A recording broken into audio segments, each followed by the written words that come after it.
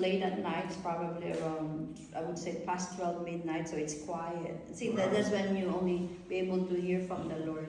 And you know that feeling, it's almost just like this kind of touch, just very slight.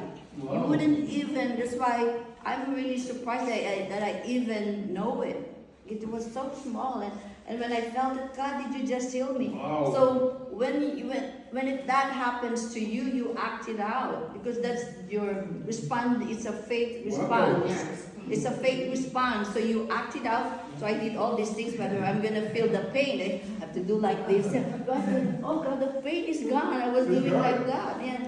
And that's when I believe, because even before that, and I had Brother John pray over me, and even during this time when I have it, I believe that I will be healed ever since, and that's what we have to have in mind, just believing that you will be healed. And every day you pray about it, and listen to God.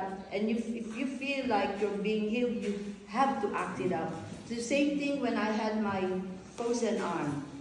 When we were in the Life in the Spirit seminar, when we had Sister Rex and Brother John, when we have the baptism of the Holy Spirit. A few days later, when I got home, I just sat down, and it was the Holy Spirit telling me, check your arm. And then I checked my arm right away, and I did like this. Oh my gosh, my arm is healed. You have to act it out. And that's what faith is about, acting it out. Yeah. Amen. Amen.